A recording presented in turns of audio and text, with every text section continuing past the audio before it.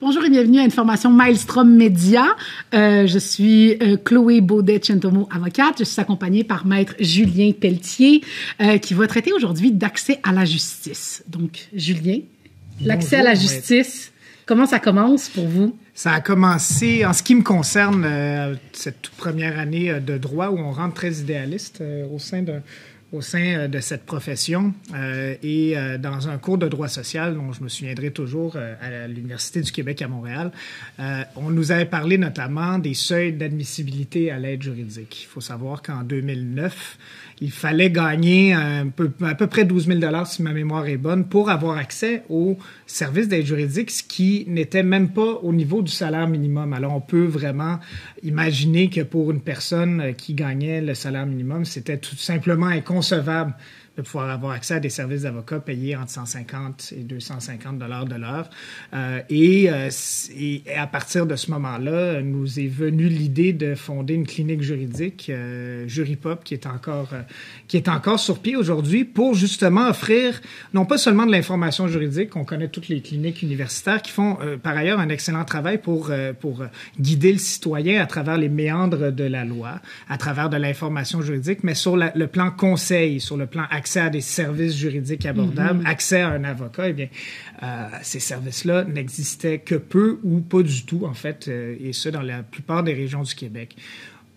Nous avons donc fondé Juripop à ce moment-là et ça a été le début d'une grande aventure par laquelle on a vraiment réalisé que les problèmes d'accès à la justice étaient omniprésents dans la société, dans laquelle on vit, alors que on a des lois qui peuvent être considérées comme bonnes et généreuses, mais si on n'a pas les moyens de s'en prévaloir, si on n'a pas les moyens de revendiquer des droits devant les tribunaux, eh bien ces lois-là n'existent que sur papier pour beaucoup de gens. Cette idée-là est partie de là. À partir de là, je me suis beaucoup intéressé à différents aspects des questions d'accès à la justice. On va pouvoir en discuter aujourd'hui. Parce que c'est ça, cet accès-là à la justice, est-il complet pour le citoyen? Est-il réel? C'est ça dont on va parler aujourd'hui? Oui, exactement. On parle des questions d'accès à la justice qui est une question multifacette, si on veut. D'abord, est-ce qu'il y a un droit constitutionnel à l'accès à la justice au Canada? La question se pose, puisque, évidemment, tous sont égaux devant la loi. On peut donc présumer à la lecture des différents textes de loi qu'effectivement, il y a un droit d'accès à la justice, un droit qui a été décrit comme fondamental aussi par la Cour suprême elle-même, mais dans des contextes qui ne sont pas nécessairement ceux d'avoir accès à une assistance juridique rémunérée par l'État. Et là est toute la différence. On va le voir un peu plus tard dans le cadre de cette formation. L'éducation au droit, la connaissance du droit peut être considérée comme étant l'apanage des juristes seulement, ceux qui ont fait des études dans le domaine, parce qu'évidemment, la loi est un domaine extrêmement complexe. On parle d'un langage hermétique presque aussi. Quasiment hermétique, et le monopole de cette connaissance-là, par défaut, puisqu'il n'y a pas d'éducation juridique dans l'enfance ou au secondaire, eh bien, cette connaissance-là se retrouve entre les mains de juristes et, comme on va le voir, de services qui sont inaccessibles au commun des mortels, au prix, à la tarification à l'heure et au prix que peuvent coûter des services juridiques. Non pas que ce prix-là soit illégitime, ce n'est pas la question, c'est simplement une question, il y a une question d'offre et de demande. Il y a beaucoup d'offres de services juridiques, mais la demande n'accote pas l'offre, étant donné que les gens n'ont pas les moyens de se payer ces services-là. Et je trouve intéressant de commencer la formation sur est-ce qu'il existe un droit d'accès aux services rémunérés d'un avocat, puisque c'est au centre de la défense des intérêts d'un particulier. La Cour, je vais d'ailleurs citer la Cour suprême qui, dans un passage de l'arrêt Little Sisters Book and Art Emporium contre Canada, un arrêt de l'an 2000, la Cour suprême disait que placés devant ce dilemme, celui de l'accès à la justice, les législateurs ont proposé des réponses qui ne remédient pas nécessairement à toutes les situations et les programmes d'aide juridique demeurent sous-capitalisés et débordés. C'était en 2000. On verra, et c'est encore le cas aujourd'hui. C'est une situation qui évolue très, très lentement. Un état de fait qui a été, à de multiples reprises d'ailleurs, dénoncé par le Barreau du Québec, notamment étant donné que, le Barreau du Québec a souvent mis en garde contre le décrochage judiciaire, c'est-à-dire que les personnes comme vous et moi, les simples citoyens, ne décrochent du système de justice, étant donné qu'ils n'y ont pas accès dans les faits, monétairement, et par leur connaissance, tout simplement. De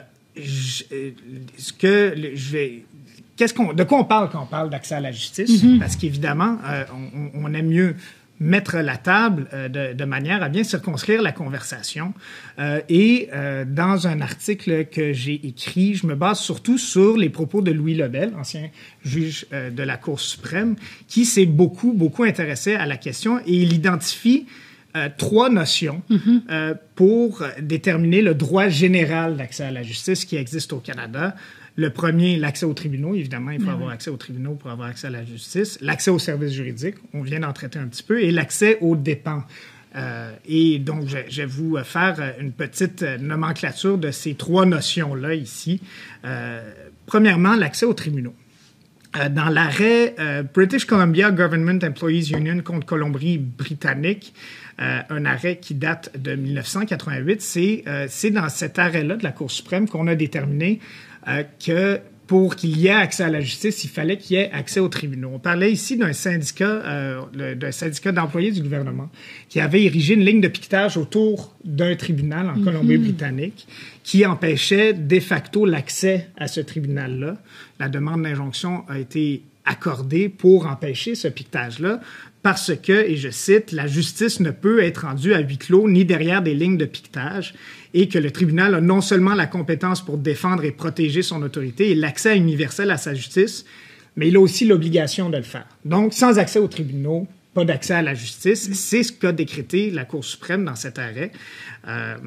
Évidemment, elle a évalué l'impact de sa décision en raison, c'était quand même une atteinte à la liberté d'expression du syndicat, la liberté d'association, mais que c'était une atteinte justifiée pour préserver l'intégrité du système judiciaire canadien. C'était un objectif suffisamment important, finalement, pour justifier à ce